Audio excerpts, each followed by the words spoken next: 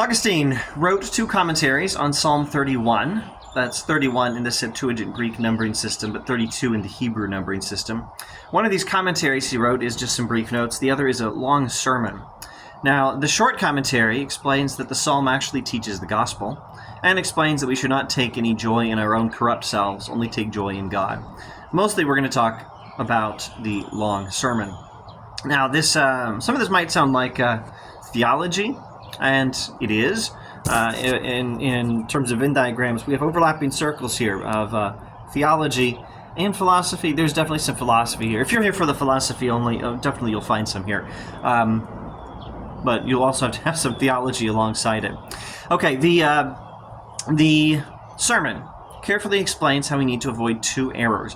One error is relying on our own righteousness. The other is thinking that God forgives all sins automatically and that it doesn't even matter how we act. We don't even need to be good. Augustine explains no faith is complete without works, and no works are genuinely good without faith.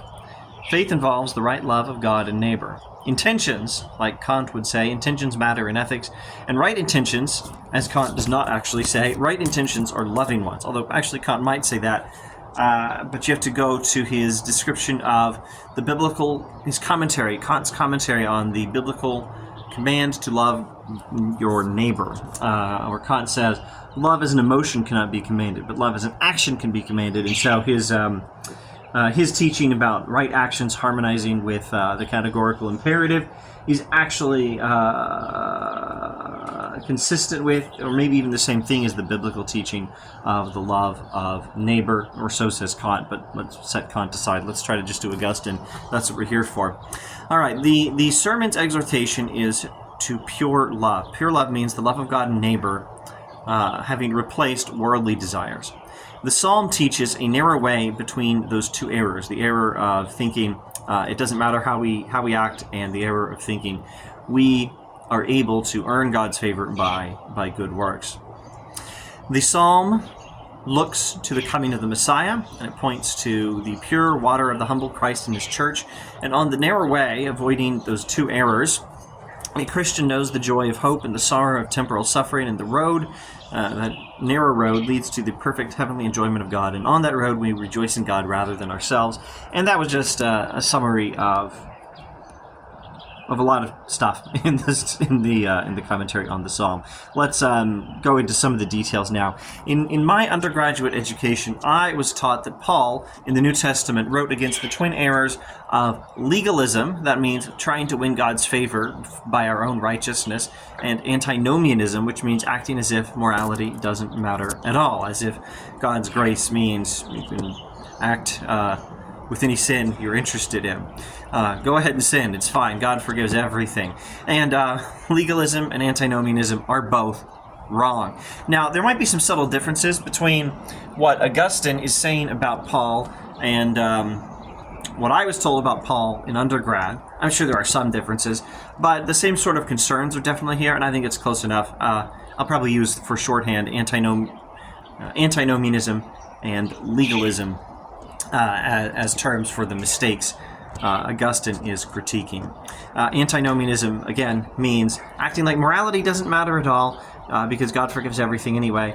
And legalism means you have to follow the law so as to earn your own, to earn righteousness, earn God's favor. I don't believe I've explicitly stated in this video how we get God's favor. Well, it's not earned. We get it by sheer grace. God gives it gratuitously. We get God's favor by sheer mercy. We don't deserve it, and God just gives it to us when we don't deserve it. But how do we get it? Whom does God give that favor to? Well, those with faith. And Augustine's going to talk about what faith actually means. All right. I will be using the New City Press translation by Maria Bolding for any quotes of Augustine here. And Augustine says, the human mind dithers between opposite dangers, and whichever way it is driven, there is a ruinous fall awaiting it, the way of antinomianism and the way of legalism. Avoid both of those. As Proverbs 4 also says, do not stray either to the right or to the left. And this psalm, Psalm 31 or 32 in the Hebrew numbering system, teaches us how to avoid that straying to the right or to the left. Now, The whole point of Augustine's analysis here is to bind faith to works such that neither is genuine without the other. But they're not the same. Faith is the foundation of works. Faith is a necessary condition for good works. Augustine says, quote, "It's the intention that makes an action good, and the intention is directed by faith." So again, there might actually be a surprising amount of similarity to Immanuel Kant here. It's the intention that makes an action good, and Kant would no doubt say that his moral teachings are perfectly consistent with Christianity. Nevertheless, you're not going to find Kant saying that the right intention is the intention to act with faith.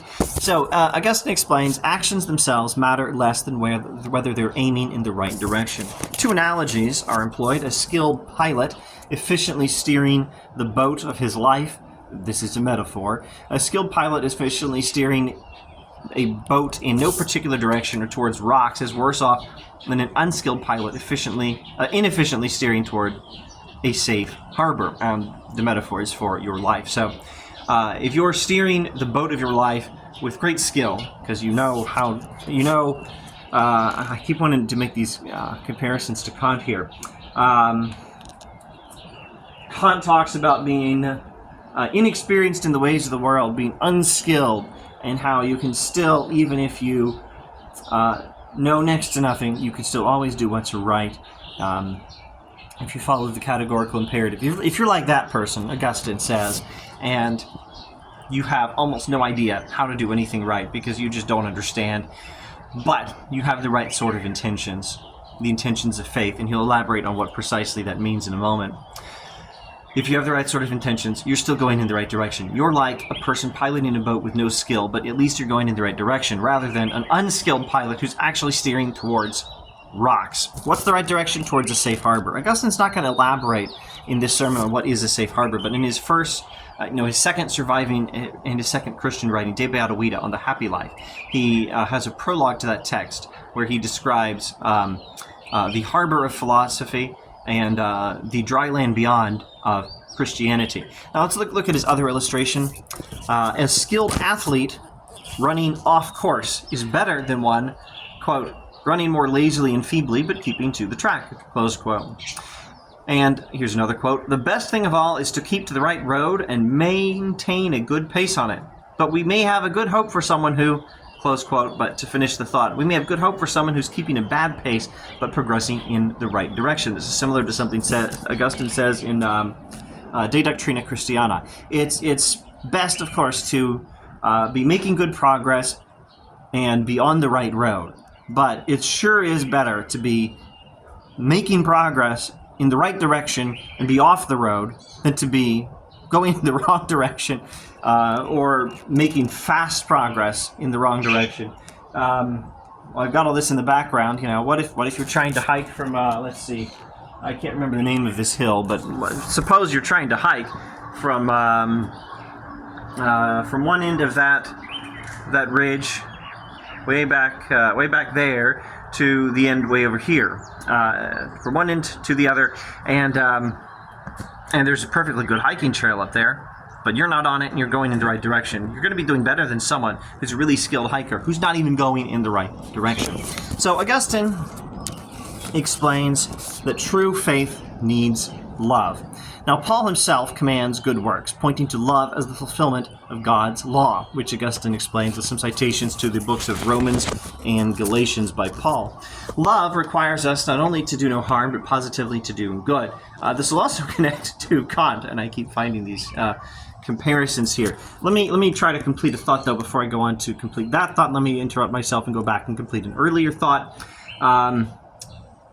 Love. Paul is the guy in the New Testament who says what I think is perfectly consistent with, indeed taught by people like Matthew, John, and James, but if you read it carelessly, you might think it's different. Paul is the guy who says most clearly and explicitly, perhaps, that works do not save, faith saves. But then Paul is also the guy who says very specifically, very clearly, very explicitly, that you must love. That love is the fulfillment of the law, and indeed love is the fulfillment of everything that that Jesus Christ requires of us. All right, now What does love require? Not only not doing any harm, but positively doing good. I'll let myself make another comparison to Kant. You remember that passage in Kant's Grounding for the Metaphysics of Morals, where he talks about a selfish person who doesn't want to help anyone, but also won't harm anyone either, and says, let other people be as happy as they can be.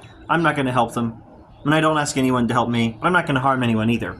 And Kant asks if this could survive the test of the categorical imperative, and he says, no, it can't, but it would still be a huge improvement if everyone would follow a rule like that and do no harm to anyone, but also not help anyone. It's not enough for satisfying the requirements of moral law, but it would be a huge improvement if everyone acted that way. But what is required by moral law is that we also not just negatively do no harm to anyone, but positively help. Augustine also says we must positively help.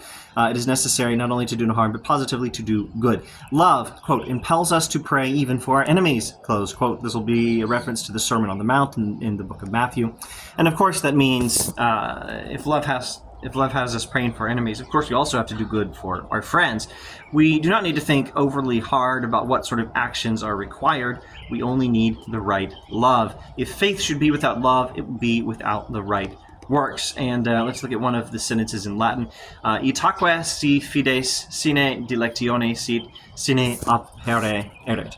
Itaque si fides, and therefore if faith, itaque si fides sine dilectione sit, and therefore if faith should be without love, sine opere erit, it will be without works. Or it will not work. It will not work. I think that's what he's saying. If faith should be without love, it will be without the right work. Augustine is articulating an interesting moral psychology here. Part of it is his idea that intentions make the difference between a good and bad action, similar to Kant. Another part is his idea that love is the root of good works, and he explains that all our actions are rooted in love, either wrong love or right love. Quote, shameful deeds, adulteries, villainies, murders, all kinds of lust, that's Latin luxuria, aren't they all the work of some sort of love? Close quote. All sin is rooted in disordered love. This is the famous teaching of the Confessions and other books. To this theory about the morality of heart and life, we have to join an exhortation to purify both. I'll get to that exhortation in a moment. But before I do, maybe I need to clarify. We've said faith is the root of good works, and love is also the root of good works. Right love is the root of right action. So what's the difference here? Well, faith and love are almost the same thing, but at any rate, you can't really have one without the other. Not really the same thing, but you can't have one without the other. What's the old song? Is it Sinatra? The song about love and marriage. They go together like a horse and carriage. You can't have one without the other. It's the same with faith and love. Now, an exhortation to purify heart and to purify life. Purify, the Latin purgo, this love, amor. Purify this love then, divert unto your garden the water that is going down the drain. Let the current that drove you into the arms of the world be redirected to the world's maker. Love as much as you like, but take care what you love. Love of God and love of neighbor are called charity, Latin caritas, but love of the world, this passing world, is called greed or lust, Latin cupiditas. Lust must be reined in, charity spurred on. As always in Augustine, everything is about love. Everything is about love and desire, although desire is one particular form of love. Everything's really about love, but desire is love when we don't have what we love. When we actually possess what we love, the word for that is not desire, but delight, or joy, or Latin words like laetitia, or delectio, perhaps. When we don't have it, it's desire. Now, love and desire are both good or bad, depending on whether we're loving the right thing. Love God and neighbor, your love is good. Desire God, that's good desire. But if what you're desiring is, to look at porn or any other worldly pleasure, if you're desiring money, power, fame, physical pleasure of any sort, if that's what you're really desiring, yeah, your love's not good, and your actions based on those desires are not good. Now, that doesn't mean we abandon the world. The love with which we love the world is not in itself a bad love, except that it's directed towards the world. It should be directed towards God. We should love eternal things. We should love God and neighbor, the same pastoral teaching as you find always in Augustine, Book 1 of De Doctrina Christiana, for example. But let me complete a thought that I haven't completed. That doesn't mean we don't love the world. It just means we love things in the right way. There is a love to be directed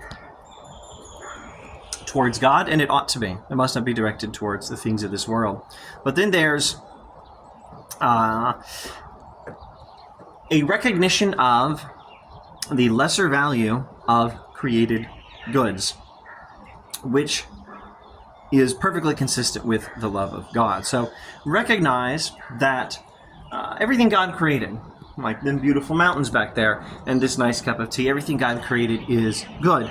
And recognize that it's less good than God and people. It has less value than God and people. Well, God created the people too. That's also good. But everything else that God created is a lesser good and some value. The tea has value. The beautiful mountains have value. These houses have value. But none of them is, using Kantian language, an end in itself. What is an end in itself? Really, ultimately, God. But people are almost ends in themselves. Not in the Kantian language, though. Actually, if we use the Kantian language, we probably should say people are ends in themselves. They have intrinsic value, and you can use other things for people. But people are not the source of the happy life. In De Doctrina Christiana, Augustine will define what he means when using his language. He'll say a thing is either an end in itself or not. Let me try to remember the exact language. A thing is either to be used or enjoyed. Latin, utor, uti and frui. Utor, uti, and fruor, frui. And those are both deponent verbs, and I hate that aspect of Latin. But Augustine explains, De Doctrina Christiana, that a thing to be enjoyed is a thing in which consists, in the possession of which consists the happy life. A thing is to be enjoyed if having it suffices to make us happy, to create the beata vita, the happy life or the blessed life. And something is to be used if in the possession of it does not consist the happy life. Now, does the possession of people, or is the speaking English here, not Augustine's Latin, is the enjoyment of human beings sufficient for the happy life? No, not without God. But are human beings to be loved in God, for the sake of God? Yes. In fact, you can't even love God without loving people. What God commands is to love people. Well, God says, love the Lord your God and love your neighbor as yourself. What God commands is to love God and people. And if you're disobeying God's command to love people, you're not obeying God. So very much people are to be treated as ends in themselves, and all the other good things God created are means to the end of people. But people are not sufficient for the happy life independently of God. That's all. All right. So by all means, love. By all means, speaking English, not Augustine's Latin, enjoy the things God created, including the beautiful mountains and tea. And there's not even anything wrong with preferring to have some real money, as long as you're not breaking any more rules to get it, as long as you're thanking God for what you have, as long as you are charitable and loving your neighbor by almsgiving, as long as you only ask God for worldly goods and aren't seeking worldly goods from any other source, etc., etc. I'm not giving an exhaustive list, but the point is, money's not bad. Even preferring money is not bad. Loving money is the root of all evil, says James in the New Testament. But that means, what does that mean? In Augustinian terms, that means thinking that in money you will find happiness. You won't. You won't even find happiness in people, even though they're much greater goods than money. You will find happiness in God alone. But get that straightened out, and then add people to it, as God himself commands. And then, what's that line from Jesus? All these things shall be added unto you.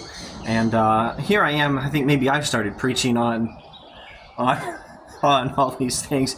And I'm supposed to be talking about Augustine's sermon. So let me wrap things up with some words on Augustine's sermon. Later in the sermon,